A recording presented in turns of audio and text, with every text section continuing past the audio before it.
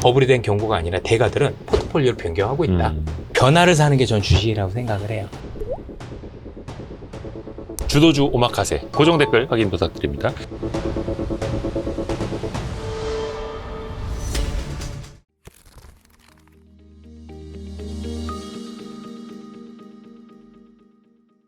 저희가 홍대선 작가님을 2달 만에 다시 모셨습니다. 지난번에 못다한 이야기가 너무 많아가지고 네. 이야기 일부분 하는데 너무 재밌어갖고 막 빠져들어가지고 준비한 걸 소화를 다 못했거든요. 그랬군요. 댓글에서도 난리가 났어요. 재밌다고.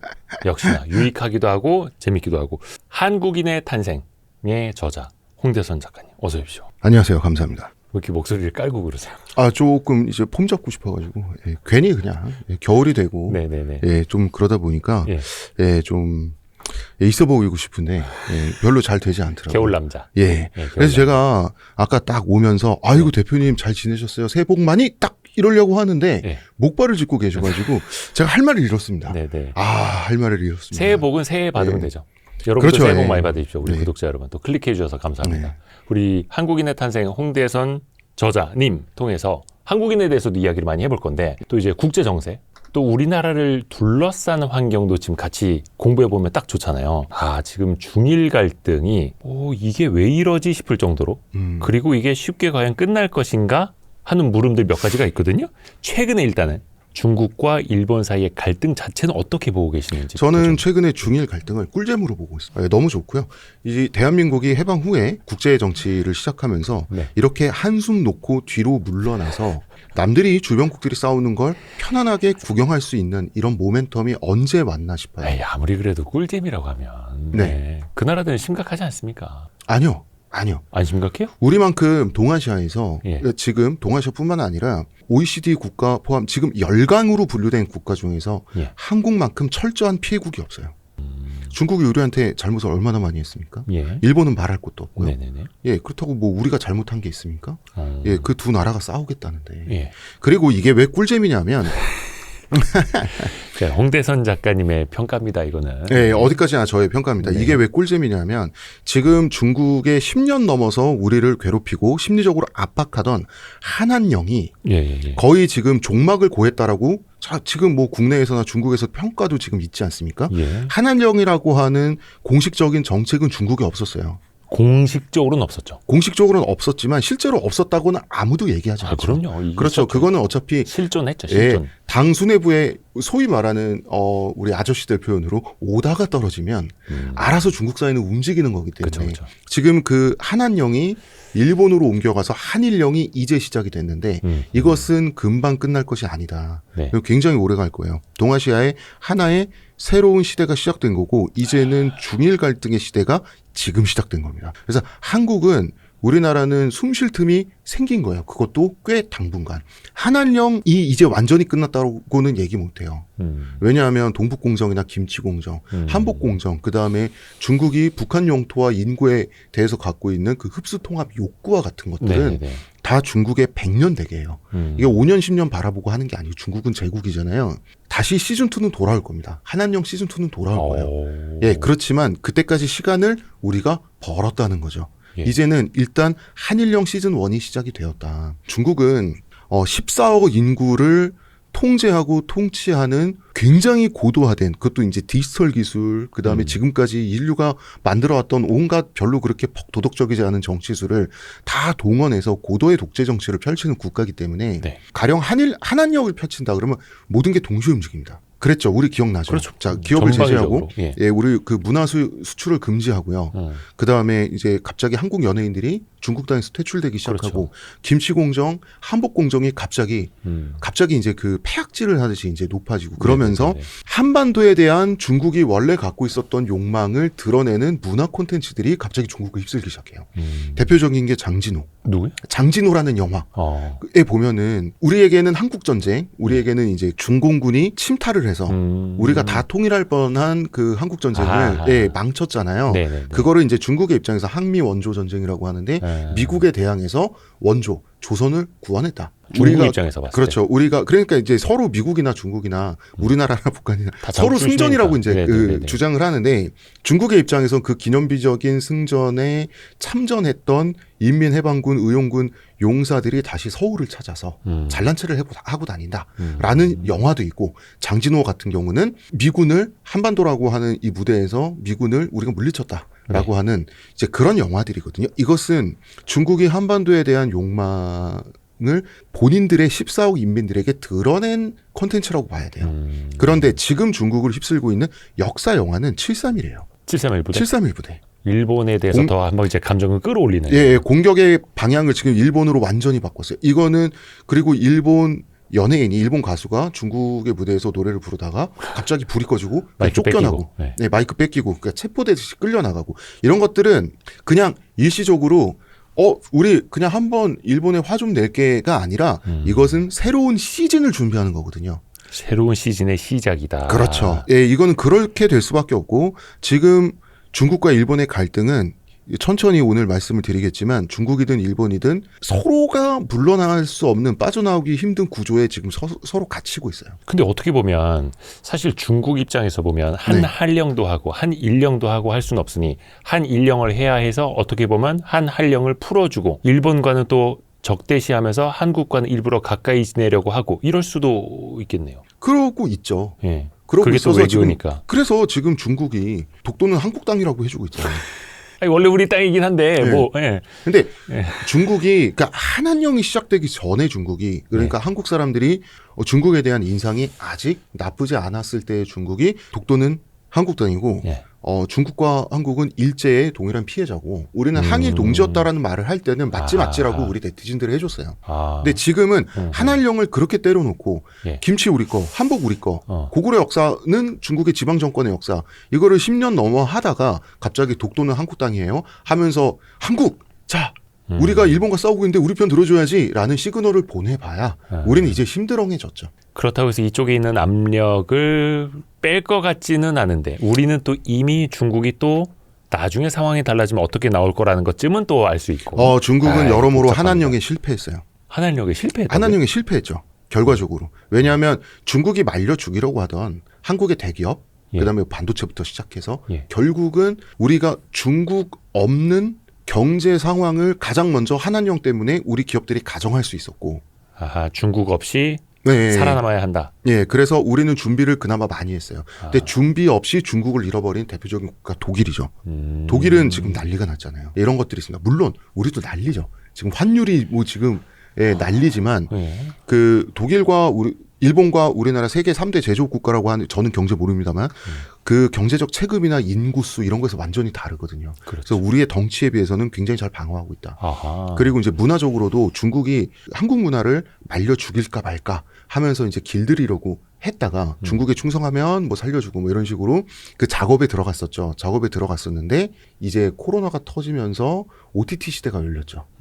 대표적으로 넷플릭스. 예, 이러면서 한류가 살아났어요. 중국 없이 살아난 거죠, 한류가. 미국, 유럽으로. 예, 그렇죠. 그래서 이런 다방면의 차원에서 중국은 중국이 우리나라 또 군사 외교적으로도 시진핑은 트럼프한테 가서 한국은 역사적으로 중국의 속국이었다 이런 헛소리하고 그다음에 소국이 대국에 반항해서야 되겠느냐. 그다음에 그 중국의 왕이 외교부장이 우리나라 외교관의 배를 쿡쿡 손으로 찌른 적도 있고 그러니까 별짓을 다 했단 말이에요. 그들은 그 옛날 생각이 빠져 있는 거죠, 아직까지도. 옛날 생각이 빠져 있다기보다는 원래 일지는 그 빵쇼틀로 눈찍은 애를 본격적으로 괴롭히기 전에 야지를 놔서 얼마큼 겁을 먹고 반항할 줄 아는지를 먼저 확인합니다. 전문 용어가 너무 많이 나와가지고. 이건 그렇게밖에 표현할 수 없어요. 그렇게밖에 표현할 수 없어요. 그러니까 이런 것들이 결국은 잘 안 됐고 그러면 지금까지 전랑 외교의 그 에너지를 어디다 돌릴 것인가 그 에너지를 갑자기 꺼트릴 수는 없어요. 본인들이 자기들의 인민에 대해서 인민을 세뇌시키고 인민을 단결시키고 하기 위해서 불을 지폈던 그 에너지를 갑자기 그거를 물을 부어서 끌 수 없어요. 그게 일본으로 갈 수밖에 없는 시즌이 왔다. 이게 대표적으로 이번에 에이펙 정상회담에서 미국 대통령을 상대로 한국 지도자가 중국을 견제하고 감시하기 위해서 한국의 핵잠수함이 필요하다라는 정말 중국의 입장에선 폭탄 같은 발언을 한 바로 다음 날에 중국 지도자와 웃으면서 악수하면서 뼈 있는 농담을 서로 던져요. 드디어 이 샤오미 핸드폰 이거 안심해도 되냐? 아, 화웨이였던 거야. 어쨌든 그러니까 백도어 확인해 보라고 네네네. 시진핑이 자학 개그했잖아요. 아, 맞아. 이건 중국에 보도도 안 됐다. 너무 충격적이어서. 오. 그 자학 개그 농담은 이런 게 될 정도로 이제는 뒤에서 칼 꽂고 예. 앞에서 웃으면서 악수하는 정말 열강식, 정말 19세기 유럽식 외교를 우리가 처음 하는 걸 목격한 그러니까 거야. 받을 거 받고 줄 거 주고 그렇죠. 다 비즈니스 관계로 하고 네. 경계할 것도 경계하고. 그렇죠. 그러니까 이제 중국도 거기서 한국에 대해서는 인정을 하는 거 하고 놓을 건 놓는 거죠. 그러니까 중국이 얘네 봐라 옛날 그 빵 셔틀이 아니네. 막 이런 그렇죠. 거예요. 이제 일본도 한국을 괴롭히고 중국도 한국을 압박하던 시기에는 우리는 그야말로 고래등 사이에 낀 새우 신세였는데 이제는 그 새우도 왜냐하면 우리도 점점 이제 국가적인 어떤 위상이 높아지면 그 새우도 랍스터가 됐고 그다음에 이제 고래끼리 지금 싸우고 있으면 우리가 우신할 수 있는 폭이 늘어난다. 그래서 이번 에이펙이 한국 외교사에서 결정적인 기점 중에 하나가 될 것 같고요. 그다음에 한국의 대미 협상 성공과 일본의 대미 협상 실패가 맞물리면서 한국의 아시아태평양에서의 미국의 입장에서 한국의 무게추가 많이 올라갔어요. 그래서 지금 비망록이나 팩트시트 한국과 일본 비교해서 나오는 것을 보면 미국이 일본보다 한국을 더 인정하는 부분들이 갑자기 많아지고 있어요. 이것이 어떤 트럼프를 일본과 한국이 어떻게 다르게 대했고 어떻게 성공하고 실패했는가가 나타내는 굉장히 중요한 지표다. 이런 것들이 있습니다. 2025년이 한국의 외교사에서는 굉장히 중요한 한 해로 남을 것 같아요. 일단 그 물꼬를 한한령에서 한일령으로 또 우리 입장에서 뭐 나쁘지 않고 일단은 홍대선 작가 피셜로는 꿀잼이라고. 아니 그러면 일본은 도대체 왜 그런가를 한번 생각해 봐야겠죠. 네. 다카이치 사나이 총리가 이제 새로 취임한 지 얼마 되지도 않아서 대만, 타이완 유사시에 일본이 개입할 수 있다라고. 이거는 대만 문제가 사실은 중국에게 제일 예민한 부분인데 그냥 대놓고 자극을 한 거잖아요. 그렇죠. 이유가 뭘까요? 그 이유는 다카이치 사나이와 자민당이 지난 30년 동안 어떠한 세월을 겪었는가에서부터 봐야 돼요. 복합적으로 봐야 됩니다. 이거는. 네. 일단 자민당 같은 경우는 잃어버린 30년을 지나면서 아무리 자민당 독재를 일본이 수십 년을 하고 자민당 정치인들이 지역구를 뭐 사위한테 아들한테 계속. 세습을 한다라고 그쵸. 하고 일본이 전 세계 열강 중에서 봉건주의 시대가 가장 현대와 가까운 나라예요. 예. 그게 이제 일본의 봉건성과 연결돼 있거든요. 영주님 아들이 영주하는 거지. 비슷한 거예요. 일본이 그렇죠. 예, 일본이 그렇죠. 우리 의원님 아들이 다시 의원하는 거지. 그렇지만 가랑비에 옷 젖는다고 잃어버린 30년이 지속되면서 자민당에 대한 일본 국민들의 충성심이 많이 깎였어요. 그래서 이번에 다카이치 사나이 기억나시겠지만 충성심이라기보단 지지율이죠. 다카이치 사나이가 이번에 총리 되네 만에 할 때도 불과 몇 개월 전이죠. 예. 그때도 자민당이 붕괴하네 만에 자민당이 드디어 정권을 뺏기네 만에 하는 뉴스가 나왔던 이유가 예. 일본 자민당 같은 경우도 네. 이제는 도박수를 펼칠 수밖에 없는 상황까지 몰린 거예요. 일본 자민당은 일단 국익도 국익이지만 당익이 일단 1순위로 중요하겠죠. 당은 당이라고 하는 건 정치 집단이니까. 네.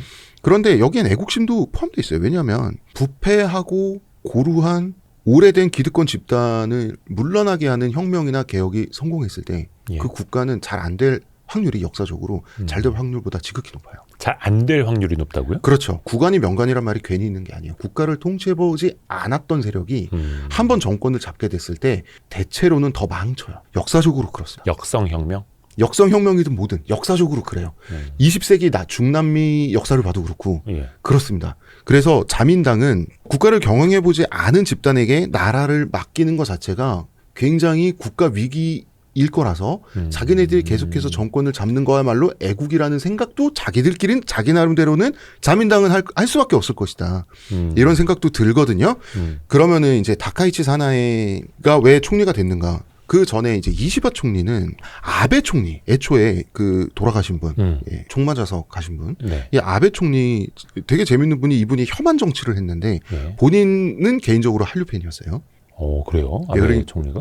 다카이치 사나이도 한국 화장품 좋아한다. 한국 화장품 네. 좋아한다. 그러니까 이게 일본의 봉건주의인데 공과사를 구분하는 데 굉장히 묘해요. 개인의 취향과 자기가 어떠한 정치적으로 어떠한 역할을 맡았는가 이걸 구분하는 거예요. 공적으로는 한국에 대해서 되게 이제 혐한을 뭔가 조장을 할 수도 있고 극우의 표를 얻으려고 나는 하지만 그런 역할을 맡은 정치인이라는 거죠. 근데 자기 개인적으로- 역할을 계속 수행하는 거. 가부키 배우 같은 거예요. 근데 개인적으로 좋아하는 건 좋아하는 거고요. 그런 거죠. 근데 그걸 또 숨기지 않아요?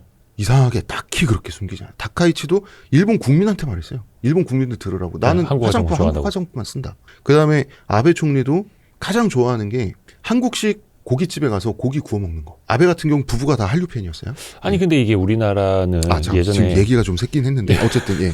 뭐 반일 감정 막 드세질 때는 일본 차 타는 거, 유니클로 매장 들어가는 거, 뭐 일식집 가는 게 눈치 보이긴 하잖아요. 네. 정치인들도 가급적 그런 거 안 하려고 하고. 네. 일본이랑 확실히 좀 생각이 다르네요. 그러니까 칼 만드는 대장장이는 칼만 잘 만들면 되는 거죠. 일본식 사고가. 일본식 사고죠. 그런 식으로 자기의 개인적 취향과 내가 어떤 역할을 맡은 정치인인가를 구분해요. 일본 사람들이. 굉장히 어쨌든 재밌는 사람들인데. 근데 그게 왜 강경 우파적인 발언에다가 중국까지 자극을 하느냐. 예, 그 얘기를 지금 드리는 거예요. 네, 돌아왔습니다. 자, 이시바도 그렇고 일단 다카이치도 그렇고 예. 자민당이 붕괴의 위험에서 벗어나기 위해서 뭐든지 해본 거예요. 이시바는 친한파 정치인이 굉장히 마이너하죠. 네. 일본은 과거에 대해서 반성해야 된다. 한국에 사과해야 된다. 뭐 독도는 일본 땅이라고 쓸데없는 말 하지 말아야 된다. 이런 말을 하는 사람이에요. 예. 그래서 지금 자민당이 뭘 해도 잘 안 되다 보니 이시바를 앉혀봐서 온건한 사람, 역사의식이 우리 입장에선 제대로 있고 박힌 사람. 일본의 입장에선 역사의식이 도발적인 사람을 하면 국민들이 자민당을 어떻게 생각해 줄까를 한번 실험을 해봤더니 이시바로 안 되는 거예요. 안 되죠. 그러면 그러면 이시바의 정반대편에 있는 그러니까 있는 거 다 써보는 거거든요. 다카이치 사나이를 끌어다가 총리 자리로 옹립을 했는데 다카이치 사나이는 냉정하게 평가하겠습니다. 다카이치 사나이의 정치적인 캐릭터는 치어리더예요. 치어리더. 정말 더 냉정하게 평가해서 다카이치 사나이는 정치 명문가 출신도 아니고 가난한 서민 가정의 여자아이로 태어나서 자랐고 별로 부모님한테 사랑도 못 받았어요. 그래서 대학교에 4년제 대학교 괜찮은 4년제 대학교에 붙었는데도 등록금을 안 대준다 그래서 본인이 자기가 벌어서 등록금을 댔는데 그때 다카이치 사나이 오토바이 타고 다니고 취미생활이 화려한 취미생활이 다 사진으로 남아있어요. 그거를 본인도 해명을 못하고 있어요. 어떻게 돈을 벌었나. 그래서 원조교제 논란이 나오는 거예요. 그래서 다카이치 사나이에게는 대를 이어서 충성하는 가신그룹이 없어요. 고이즈미 집안에 있습니다. 고이즈미 그 집안의 집안은 뭐. 가신그룹은 굉장히 유능하고 탄탄하기로 유명해요. 그 이번에 뭐 고이즈미 전 총리 아들도 이제 후보로 나왔었고. 그렇죠. 지금도 무슨 대신 하고 있잖아요. 지금 우리나라 치면 국방부 장관 하고 있죠. 네. 그런데 다카이치 사나이는 혈혈단신 여기까지 온 거예요. 아무것도 없는 그냥 서민 가정 여자아이가 당시 기준 여자아이가 입지전적이긴 하네요. 입지전적인데 그러면은 이렇게 자기의 기반도 없고 예. 자기를 받쳐줄 배경도 없는 사람이 예. 그다음에 사실 컨텐츠도 부실한 사람이 위로 올라가려면 야심은 있어서 위로 올라가려면 남들에게 효율적으로 빨리 사랑받는 법을 찾아야 되거든요. 극우 기성세대로부터 그걸 찾았어요. 다카이치 사나이는. 아 이쪽이다. 일본은 위대한 나라야. 어. 중국과 한국은 민도가 낮아. 일본은 타라 입구야. 일본이야말로 아시아의 유일한 유럽이야. 일본이 전쟁을 일으켜서 아시아를 지배했던 것은 계몽해주기 위해서야 라고 하는 하고 싶지만 그 제국주의적 직접 말하기는 사고방식. 민망한 꼰대 소리 예. 들을 만한 그 얘기 즉 보수적인 돈 좀 있는 보수적이고 경제력이 좀 있는 어느 정도 사회적 지위가 있는 일본의 꼰대 남자 유권층이 일상생활에서 하고 싶지만 하지 못하는 말을 대신 젊은 여성이 열렬히 대신해주면 이쁘겠죠. 아. 정말 냉정하게 말하면 당사자분에겐 죄송하지만 우리나라에도 그런 비슷한 정치인이 있어요. 나경원 의원님. 사실이잖아요. 전 아무 말 안 했습니다. 예. 어쨌든 다카이치 사나이는 그걸로 뜬 거예요. 그게 가장 효율적으로 쉽게 사랑받는 법이에요. 솔직히 진짜 제가 이런 얘기하면 몹쓸 놈이지만 다카이치 사나이가 제가 한국인인데 한국에 몹쓸 말을 많이 했으니 저도 몹쓸 말을 할게요. 아니, 나 다카이치 걱정돼. 사나이가 제 걱정된다. 말씀을 들어보세요. 예. 다카이치 사나이가 대학 시절에 다녔던 동아리 예. 그런 거 있죠. 다 가정 쉽게 남자들에게 여자들이 사랑받을 수 있는 오토바이, 밴드, 드럼, 그 다음에 가라데 다 남초만 있어서 그 왜 남자들이 잘하는 게임에 여성 유저 한 명 딱 들어오면 그냥 도와주려고 막 벌떼처럼 몰려들잖아요. 공대 아영이. 그러니까 그런 데만 골라서 살았어요. 솔직히 말하면 다카이치 사나이는. 그리고 정치도 그렇게 한 거예요. 자 그래서 총리가 됐습니다. 예. 그래서 극우적인 어떤 그런 그 표심을 많이 차지한 사람이에요. 저는 이거를 비난하는 게 아닙니다. 그 사람을. 그 사람의 생존법이었던 거예요. 생존법. 예. 그 생존법의 차원에서 보면 다카이치 사나이는 유능한 사람이에요. 자기가 발 뻗을 자리를 잘 찾아가는 사람이었던 거예요. 예. 대신 이 사람에게 국가 실무를 어떻게 할 것인가, 일본의 장기적인 경제를 어떻게 책임질 것인가라고 하는 구체적인 컨텐츠가 있는 사람이었을까요? 일본에서 가신조차 존재하지 않는데요. 자기 가문에. 가문이랄 것도 없어요. 그래서 컨텐츠가 없으면 수사를 많이 하게 됩니다. 다카이치 사나이가 총리로 취임하고 나서 지금까지 했던 말들이 세탁소에 옷을 맡겨서 입었는데 내 옷 너무 멋지지 않아요. 저는 잠을 자지 않겠습니다. 새벽 막 3시, 4시에 새벽 출근하고 3시에 출근하고 막. 그다음에 국민들 앞에서 대국민 담화로 한다는 말이 일하고 또 일하겠습니다. 와 박수. 이게 뭐 하는 거죠? 어떤 일을 어떻게 하겠습니다가 없어요. 컨텐츠가 없는 거예요. 콘텐츠보다는 막 방식을 보여주는 거예요. 그렇죠. 그러니까 치어리더로서만 평생을 정치한 사람이 총리가 돼서 야구 감독이 된 거예요. 이해하셨습니까? 치어리더가 나쁜 일은 아니죠. 그럼요. 무시하면 안 되죠. 그럼요. 하지만 야구 감독이 됐다. 그건 다른 거잖아요. 안 맞네. 안 맞아요. 자, 이게 중일 갈등 전까지 다카이치 사나이와 자민당에게 주어졌던 상황이라는 거예요. 그 상태에서 자민당과 다카이치 사나이는 본인과 당을 위해서 트럼프를 상대로 매국한 거예요. 매국이요? 예, 나라를 팔았죠. 아니 자, 그 5천억 달러 투자라든 이런 거는 이시바 시게루 총리 시절에 결정한 거였잖아요. 그렇죠. 그것도 자민당이 매국한 거고. 아, 자민당. 예, 왜냐하면 차원에서. 이시바 시게루 시절에 그거를 오케이 한 다음에 예. 그 오케이에 이의 없습니다 하고 도장을 찍은 건 다카이치 사나이잖아요. 그러니까 왜 둘 다 그랬냐고요. 그걸 봐야 되는데 자민당은 본인들이 너무 소중해 나라보다. 이게 첫 번째고요. 두 번째는 자기들이 무너지면 일본도 없다고 생각해요. 일본이 곧 자기들이 곧 일본이라고 생각해요. 자민당이 곧 일본이다. 예, 그들의 왜냐하면 사고가. 수권 전당으로 지금 80년이니까. 자, 그래서 어떻게 했냐면 자민당이 흔들흔들 거린단 말이에요. 그런데 트럼프와 어떤 관세 협정이나 이런 데서 트럼프에 엉짜를 놓으면 트럼프는 일단 기본적으로 몇 개월은 괴롭히잖아요. 우리도 한 6개월 가까이 견디다가 협상이 성공했잖아요. 그렇죠. 일단 참았단 말이에요. 그런데 트럼프의 괴롭힘을 받아서 일본 경제가 둔화되고 경기가 나빠지고 물가가 오르고 그러면 자민당 지지가 붕괴할지도 모르죠. 네. 그게 6개월이 갈지 1년이 갈지 모르고 일단 자민당이 살아야 일본이 산다라는 관념을 가지고 있다면 트럼프에 재빨리 항복을 해주는 수밖에 없죠. 일본 유권자들이 6개월을 참아줄지 1년을 참아줄지 압니까? 그러니까 이제 일본의 국익보다는 당장 자민당이 좀 살아나는 방향으로 인기를 얻는 방향으로 그럴 수밖에 없는 거예요. 그래서 트럼프에게는 철저히 항복한 거예요. 그리고 여기에는 이런 역사적 배경도 있습니다. 일본은 전후에 미국에 패배하면서 민주주의 국가가 되었고 경제 번영을 할 수 있는 조건을 가진 국가, 이러한 일본의 번영이라고 하는 것은 승전국인 미국이 용서하고 허락한 번영이란 말이에요. 네. 그래서 철저하게 미국 앞에 무릎을 꿇었습니다. 그렇지만 중간에 한번 고개를 쳐들고 반항을 한 적이 있어요. 잘난 체를 한 적이 있습니다. 그 결과 뱀꾼이 코브라 머리를 팍 치듯이 플라자 합의를 당해서 80년대. 다시 잃어버린 30년이 되면서 역시 미국엔 개기면 안 되는구나 하면서 다시 도계자를 철저히 하기 시작합니다. 정말이에요. 아베부터 지금까지 아베, 이시바, 사나이 지금 사면 도계자 하고 있잖아요.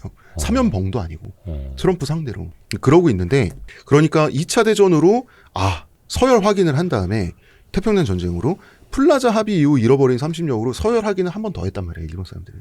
그 상태에서 그러면 일본이 미국에 대해서 얻는 거라도 있어야 될 거예요. 그거는 아시아 태평양의 가장 중요한 파트너는 다름 아닌 나 일본이라는 거예요. 그래서 가장 미국의 안보 보장을 받는 나라도 일본이어야 되는 거고, 세계 제1제국 미국의 가장 무릎을 잘 꿇는 나라가 우리라면 우리는 적어도 미국의 인정과 수혜를 가장 많이 받아야 된다. 적어도 미국이 아는 다른 나라를 상대로만큼은 일본이 할 수 있는 모든 큰 소리를 뻥뻥 쳐야 된다. 거기서 말씀하신 우리는 이제 일본 입장이죠. 그렇죠. 우리. 예, 이게 일본이 지금 갖고 있었던 관념이란 말이에요. 그러니까 생존법이네요, 이것도. 완전 생존법이죠. 그 상태에서 미국의 도계자를 하면서 자민당 지지율이 출렁거렸단 말이에요. 아니, 세상에 이런 매국적인 협상을 오케이 하고 도장을 찍어주는 일본이 그 정도밖에 안 되는 나라가 유권자들은 열 받았을 거 아니에요. 그러면은 지금까지, 그럼 자민당도 붕괴하면 안 되고, 지금까지 다카이치 사나이는 일본 국민들이 자기를 선택을 했을 때는 극우주의자, 자기가 극우 발언을 열심히 잘하는, 예쁘게 잘하는 사람이었기 때문인 거잖아요. 일본 보수 입장에서는 예쁜 소리를 잘하는 영창 피아노처럼 맑은 소리, 고운 소리를 잘하기 때문에 이렇게 됐을 거 아닙니까? 네네네. 그러면은 본인의 정치적 가치, 자민당의 존재 이유, 그 가치를 증명을 할 상대는 중국밖에 없는 거예요. 밖으로 돌리는 거예요. 밖으로 돌리는 거죠. 중국밖에 없는 거예요. 그러면 믿는 구석은 있죠. 어딜 믿었을까요? 미국을 믿었겠죠. 그렇죠. 미국의 5,500억 불 어치에 거의 무조건적인 그렇죠. 이런 굴욕적인 항복 협상을 해줬다면 제일 먼저 달려가서 했는데 미국은 당연히 중일 갈등이 벌어졌을 때 당연히 일본 편을 들어줘야지라는 게 일본의 생각이고 지금까지 일본이 파악한 미일 관계의 패턴이잖아요. 그렇죠. 자, 그러고 나서 어쨌든 다카이치 사나의 내각은 지지율을 무려 75%까지 올렸단 말이에요. 초반에. 예. 왜냐면 일본 사람들이 중국 관광객이 일본 가서 돈 펑펑 쓰고 예. 일본 사람들은 먹고 살기 힘들어 죽겠는데 그래서 중국에 대해서 기분이 굉장히 나빴단 말이에요. 우린 선진국이고 쟤네는 민도가 낮은 야만인이라는 관념 사실 지금도 있는데 일본인들에게. 뭐 예를 들어서 중국인 관광객이 와서 네. 돈 쓰는 거는 좋으나 뭐 네. 환경을 더럽힌다라든지 네. 뭐 좀 그리고 길거리 문화가 안 좋아진다라든지 이런 거. 일본의 봉건주의 문화에 굉장히 징그러운 구석이 있어요. 그러니까 일본은 태평양 전쟁 치르면서 예. 어딜 가나 일본군만큼 광범위하고 집요하고 반복적이고 집중적으로 강간을 한 군대가 없어요. 심지어 강간을 권장하고 계획하고 그거를 마치 공장 대량 생산하는 듯이 그 대량 생산, 대량 강간 체제를 만들어서 한 나라는 일본밖에 없다. 뭐, 예, 그런 나라. 일제밖에 없어요. 난징 대학산도 사실을 진짜 난징 대학사를 연구한 학자들은 난징 대강간이라 그래요. 정신대 위안부를 운영을 했잖아요. 예. 그리고 솔직히 성적으로 징그러운 구석이 있는 거 뭐냐면 일본이 그 80년대 90년대에 동남아의 많은 그 일본 회사들의 어떤 대기업의 지사들이 있었잖아요. 네네. 거기에 이제 주재원으로 많이 갔잖아요. 네네네. 일본의 과장 부장님들이. 네. 그 현지처 문화, 그다음에 현지 일본인만을 손님으로 받는 고급 사창가 그런 문화. 그런 것들을 이렇게 굉장히 적극적으로 일본 사람들이 그걸 또 시스템화 했거든요.